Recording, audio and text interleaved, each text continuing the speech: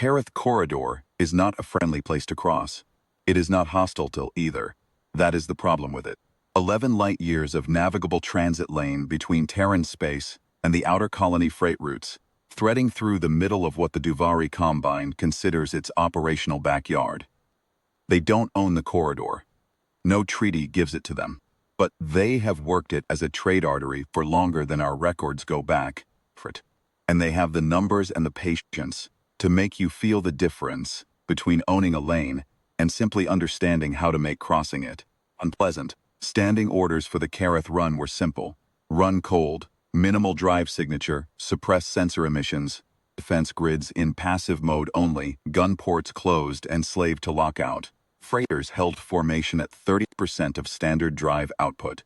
We looked, on any sensor platform, like convoy of unarmed haulers moving goods at modest speed, bothering no one. The orders did not explain themselves. They didn't need to. You study the corridor's traffic log for 10 minutes, and you understand. The Combine watches, catalogs, pushes back on anything that reads as a military asset. Run cold, look like commerce, clear the corridor without an incident. Was 3 weeks into my rotation on the Ion's pale render when we entered the Kareth. 11 days across, if the formation held and nothing went wrong. The render was a patrol cruiser, modified for escort duty, heavier point defense than standard, reinforced drive assembly, redundant communications relay for the convoy's benefit. I ran the power management board on the ops deck, a long, dim console aft of the bridge proper, where you watched the suppression logs in real time and kept every system that wanted to announce itself down to its lowest functional threshold. On a normal cruise, the board is almost meditative. In the corridor, it is the opposite of that. Every minor fluctuation that might punch through the suppression ceiling and show up on a Duvari passive scan becomes a problem you solve before it happens. The Duvari showed up on day 3. 4 hulls, then 8, then eventually 12. Holding position at what our nav team calculated as a deliberate 10,000 kilometer buffer bar. Not a threatening distance. Not a comfortable one. The Combine's trade fleet configuration is distinctive. Broad, high-volume cargo carriers flanked by what are charitably called inspection vessels. Though the Combine does not distinguish loudly between commerce and enforcement, they sat there at 10,000 clicks, and they watched us. Every few hours their sensor package swept the convoy with what was technically a navigational ping, legally within corridor protocol, practically a cataloging exercise. I watched the returns on my board. 12 freighters, minimal drive signature, no active weapons platforms detected. That is what they saw. That is what we wanted them to see. Bunk was 3 meters from the suppression console. For 11 days I slept in 4-hour windows, 8 at the console, and kept the logs. You develop a rhythm for it. You start to hear the Combine's scan intervals in your sleep. On day 11, we were 6 hours from corridor egress. The debris field came off the long-range scan as light material. Silicate aggregate. Standard deep space scatter. The navigation plot threaded the convoy through the densest concentration with 30 meters of clearance on either side of the haulers.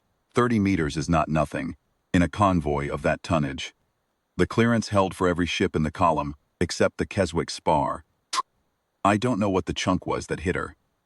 The impact report said approximately 2 cubic meters of dense silicate at a differential velocity that punched through the spar's lower hull on the port side and took out her drive relay and primary power conduit in a single catastrophic strike. She went dark immediately. Not a graceful power down, dark.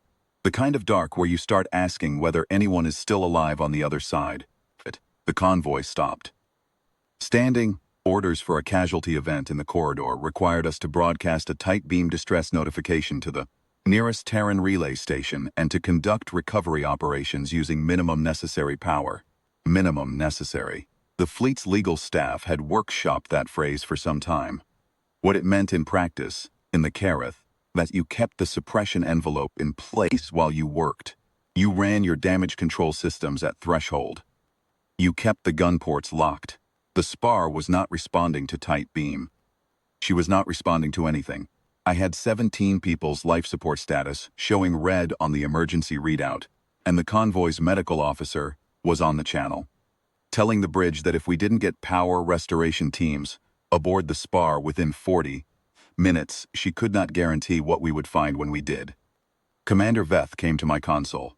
She was a short woman, broad across the shoulders, with the kind of face that has been making the same neutral expression for so long, that the expression has become the face. She stood at my board for about 4 seconds.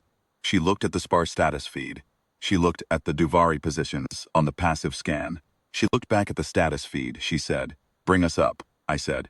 "Full," she said, "all of it." I lifted the suppression ceiling. I had managed that console for 11 days. I knew every system on the render by its draw signature, particular way its power curve looked my board when it came online. What I was not prepared for was all of them at once. The drive assembly came up first. The full reactor output climbing from 30% to operational maximum in the time it takes to draw a breath, the deck vibrating in a way it had not vibrated in 11 days. Then the sensor array, every passive collector and active emitter coming off lockout simultaneously. The board lighting with contact data, the suppressed mode, had been quietly ignoring for nearly 2 weeks. Then the point defense grid cycling to full ready, the targeting systems spinning up, the gun ports on the render's 4 main batteries unlocking and cycling to standby, not armed, not aimed, but open, the way a door is open when someone means it.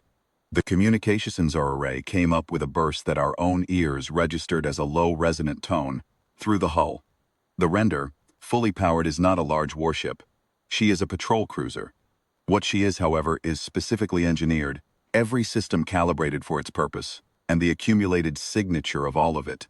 The drive, the weapons platforms, the point defense grid, the reactor output, reads on a sensor screen as something entirely different from a convoy of haulers running cold. I watched the Duvari returns. 12 seconds, nothing changed. I counted them. I was watching the power restoration team get aboard the spar, watching the medical officer's feed scroll data, watching the suppression board show me everything it had been holding quiet, and I was watching the Duvari positions, because I did not know what 12 foreign trade hulls at 10,000 kilometers were going to do when they understood what they had been sitting next to for 11 days. On the 13th second, the nearest Duvari hull changed bearing, not toward us, away. The drive signature flared, heavy acceleration, a hard burn I had not seen from any of their hulls in 11 days, and it was gone from our close contact scan in under a minute. Then the second hull, then 2 more simultaneously, then 3. They did not consolidate into a defensive formation. They did not hail us. They did not attempt a navigational query or a sensor demand. They scattered. 12 hulls on 12 separate vectors, 6 different headings, drives burning full output. Within 4 minutes, the Kareth corridor was empty. No ultimatum, no transmission, no last look back. We completed the repair aboard the Keswick spar in 31 minutes. All 17 crew accounted for, 9 injured, none critically. We egressed the corridor 6 hours later. I filed the suppression log and the contact report in the same package when we cleared the corridor. Boundary. The report was 4 paragraphs. It described the debris strike, the casualty event, the power restoration, and the Duvari withdrawal. Commander Veth signed it without amendment. Fleet Intelligence added a supplemental that I was not privy to. What I know is this.